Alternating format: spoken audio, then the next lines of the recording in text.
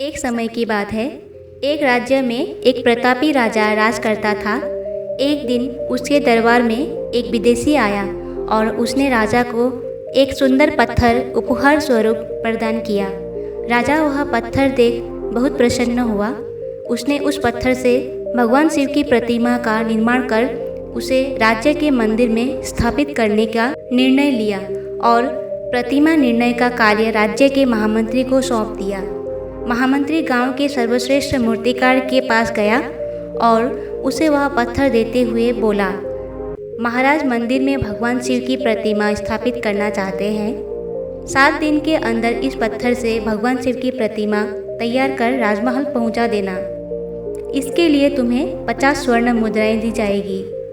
50 स्वर्ण मुद्राओं की बात सुनकर मूर्तिकार खुश हो गया और महामंत्री के जाने के बाद प्रतिमा निर्माण कार्य प्रारंभ करने के लिए उसने अपने औजारों में से एक हथौड़ा लिया और पत्थर तोड़ने के लिए उस पर हथौड़े से वार करने लगा, किंतु पत्थर जस का तस रहा।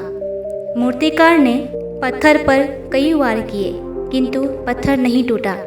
50 बार प्रयास करने के उपरांत मूर्तिकार ने अंतिम बार प्रयास करने के लिए हथौड़ा उठाया, किंतु यह सोचकर उसने अपना हाथ खींच लिया कि जब 50 बार वार करने से पत्थर नहीं टूटा तो अब क्या टूटेगा। वह पत्थर लेकर वापस महामंत्री के पास गया और कहा कि यह तोड़ना नामुमकिन है। महामंत्री को राजा का आदेश हर स्थिति में पूर्ण करना था, इसलिए उसने भगवान शिव की प्रतिमा निर्मित करने का कार्य गांव के एक साधारण मूर्तिकार को सौंप दिया। पत्थर लेकर मूर्तिकार ने महामंत्री के सामने ही हथौड़ों से वार किया और वह पत्थर एक ही बार में टूट गया। पत्थर टूटने के बाद मूर्तिकार प्रतिमा बनाने में जुट गया।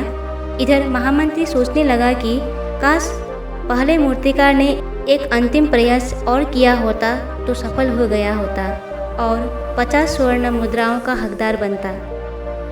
दोस्तों, हम भी अपने जीवन में कई बार 1-2 प्रयास में असफल मिलने पर आगे प्रयास करना छोड़ देते हैं और हमारा आत्मविश्वास डगमगा जाता है, जबकि हो सकता है कि कुछ प्रयास और करने पर कार्य पूर्ण हो जाता या समस्या का समाधान हो जाता।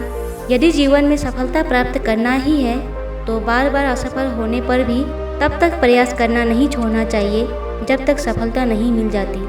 क्या पता जिस प्रयास को करने के पूर्व हम हाथ खींच ले वही हमारा अंतिम प्रयास हो और उसमें हमें कामयाबी प्राप्त हो जाए। दोस्तों, आप लोगों को ये कहानी कैसा लगा और इसका टाइटल आपके विचार में क्या आता है, आप कमेंट में बताओ। फिर मिलते हैं अगले एक नए वीडियो में। तब तक के लिए जय हिंद, जय भारत।